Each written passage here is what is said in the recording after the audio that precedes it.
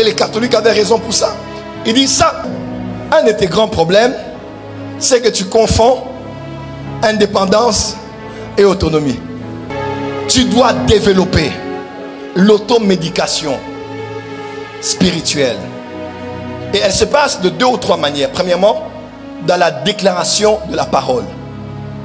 J'écoute la parole, je médite les Écritures, je lis les versets sur la guérison et je commence à les déclarer.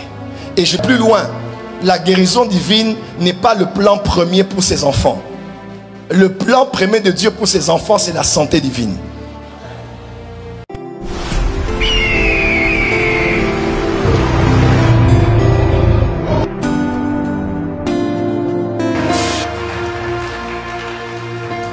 Les médecins ont dit, femmes, que vous êtes stérile. Vous ne pouvez pas porter des enfants. Ne croyez pas que la méthode que Dieu va utiliser pour vous guérir de la stérilité, c'est seulement qu'on aille vous prophétiser, qu'on aille vous imposer les mains, ou qu'un prophète aille détailler d'où vient la stérilité. Frère, il y a des fois tu n'as pas besoin d'un intermédiaire. Et laisse-moi te dire, quand tu vois un miracle par un intermédiaire, c'est différent que quand tu as vécu un miracle par toi-même. Quand tu as vécu par toi-même, ta foi au Seigneur sera beaucoup plus élevée que si tu dépends d'un intermédiaire. Parce que et si tu es quelque part où aucun intermédiaire n'est disponible, personne n'est en ligne sur WhatsApp, personne n'est en ligne au téléphone, personne n'est disponible pour prier pour toi, tu feras quoi? Tu dois avoir la foi. 1 Corinthiens 6 dit, les aliments sont le corps pour les aliments, mais le Seigneur va détruire et l'un et l'autre. Mais le corps n'est pas pour l'impudicité, il est pour le Seigneur. Et le Seigneur est pour le corps. Et le Seigneur est pour le corps. Et le Seigneur est pour le corps. Ah non, le Doliprane n'est pas pour mon corps. Le Seigneur est pour mon corps. Les insulines ne sont pas pour mon corps. Le Seigneur est pour mon corps. Un seul est Adonai sur mon corps, c'est le Seigneur, le Jésus-Christ. Dis amen bien. Dis à ton voisin, dans ton parcours, tu dois développer l'automédication spirituelle. Et elle se passe de 2 ou 3 manières. Premièrement, dans la déclaration de la parole. J'écoute la parole, je médite les Écritures, je lis les versets sur la guérison et je commence à les déclarer. Et je les applique sur la partie de mon corps qui est endommagée. Mon estomac, je parle sur toi. Ésaïe 53. Et par ses meurtrissures, nous sommes guéris. Je déclare sur toi, mon estomac, tu es guéri. Plus question de problème de gastrite, plus question de problème d'ulcère. Tu le déclares sur toi-même. Il est écrit dans Psaume 107 verset 20, je crois. La Bible déclare, il envoya dans leur détresse, ils crièrent à l'Éternel et il envoya sa parole et sa parole les guérit. La parole a été envoyée où? La parole a été envoyée auprès de ceux qui ont crié. Mon estomac crie, je dois envoyer la parole sur mon estomac. Je dois envoyer la parole sur ma tête. Je dois envoyer la parole sur mon dos. Oh, dis amen bien. Est-ce que tu peux envoyer la parole sur la partie de ton corps qui est malade? Et la parole de Dieu est un médicament. Il va commencer à traiter les parties de ton corps. Deuxième voie, la voie qui est la plus charismatique, c'est la Sainte Seine. Oui, c'est la Sainte Seine. Je connais un pasteur à Brazzaville, problème d'hémorroïdes. Il prêche, Dieu l'utilise, mais hémorroïdes. Il a été guéri par les problèmes d'hémorroïdes parce qu'après la chair, il descendait hémorroïdes.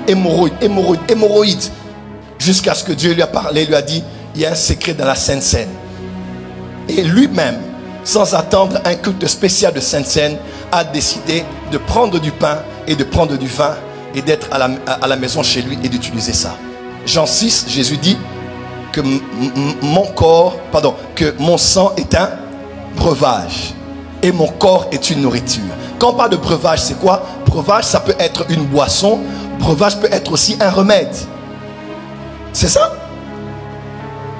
Breuvage, ça peut être une boisson, ça peut être un remède. Dis à ton voisin, le sang de Jésus est un remède. Le corps de Jésus est une nourriture. Là où tu es en carence de fer, en carence de fer, quand tu manges le corps du Christ, il nourrit tes fers. Il renforce ton système immunitaire. Oh, tu n'as pas dit amen. Le corps du Christ et le sang du Christ. Oh, comment? Le corps du Christ et le sang du Christ portent la vie de Dieu. Écoutez-moi, l'ADN ne se trouve pas que dans le sang.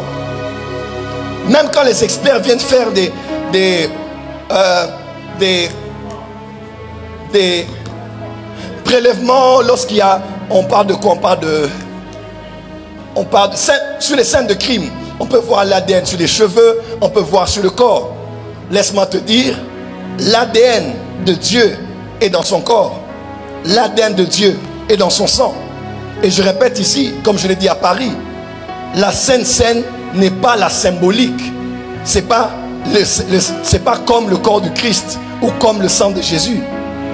C'est pas le symbole du corps ou le symbole du sang. Jésus a pris le pain, il a dit ceci est mon corps. Et les catholiques avaient raison pour ça. Il dit ça, il dit ceci est mon sang. Quand tu prends la coupe lors de la Sainte Seine, crois-moi, ce n'est pas le symbole du sang de Jésus. Non, c'est le sang de Jésus que tu prends. Ce n'est pas le symbole du quoi? Du corps de Jésus. Mais c'est à partir d'aujourd'hui, quand tu as un problème de santé, écoutez-moi, il faut quitter cet esprit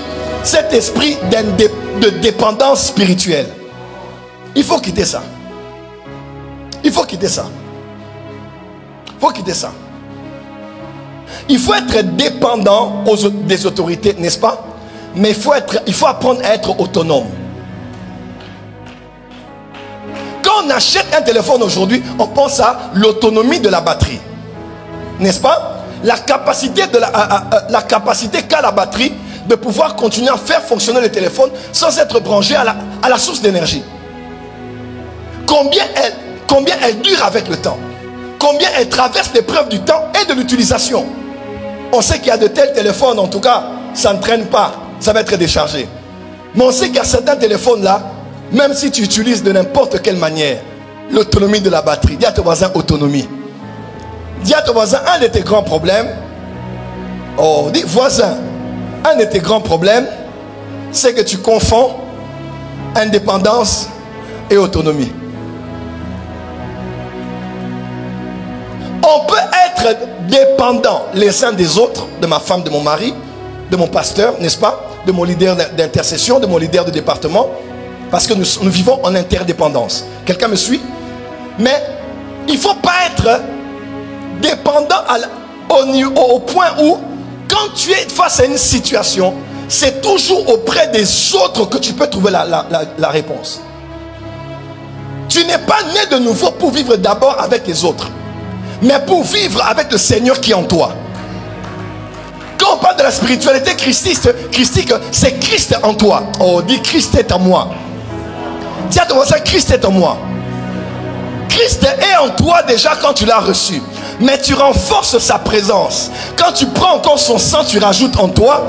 Et son corps, tu rajoutes en toi. Oh, dis amen bien. Et laisse-moi te dire, Jésus a dit, ceux qui font ça, ils ont la vie.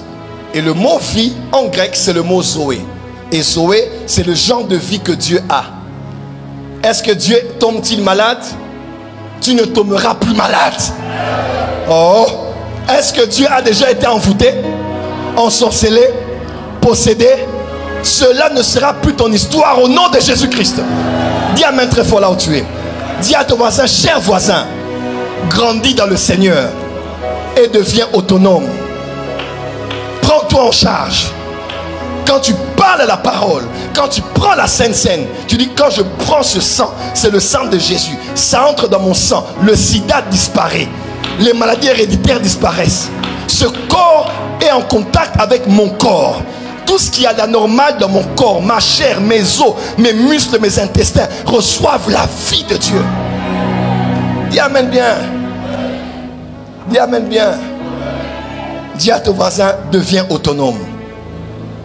Dis à ton voisin, quel est l'état de l'autonomie de ta vie chrétienne? Il y a des gens qui ont une autonomie de 24 heures. D'autres même de quelques heures. Hein? Et là, ça met un peu de foi à la maison. Là, mais dès qu'il y a un problème, bah, lobat. Dis à ton voisin, arrête d'être lobat pour rien. Dis à ton voisin, autonomie. Autonomie. Autonomie. D'ailleurs, le besoin d'avoir la prière d'un autre croyant doit être la deuxième option. Oui. Le besoin d'avoir la prière du croyant là, de Marc 16, doit être la deuxième, jamais la première option. Quand tu es un enfant, on peut encore comprendre. Tu as besoin qu'on te porte, qu'on te lave, qu'on te prenne soin de toi. Mais quand tu commences à quitter du népios au ouios, quelqu'un m'entend? En passant par le technon,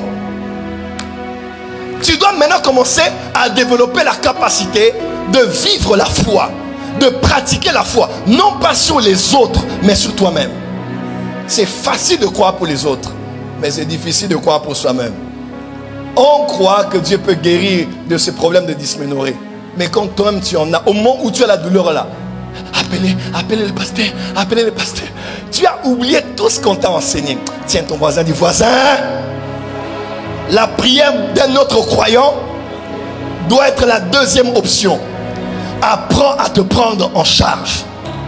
Change de voisin, dis voisin, la prière d'un autre croyant doit être au deuxième degré. Premièrement, avant toute chose, applique la foi, applique les médicaments, applique l'automédication spirituelle sur toi-même. À partir d'aujourd'hui, non, ça c'est moi qui déclare, à partir d'aujourd'hui, beaucoup de gens seront choqués de voir que tu ne demandes plus leur prière dans ce domaine, parce que tu connais le mystère de la parole parlée, de la parole déclarée, et tu connais le mystère de la Sainte Seine. Toi-même tu vis la santé divine, tu vis la guérison divine. Et je peux aller même plus loin.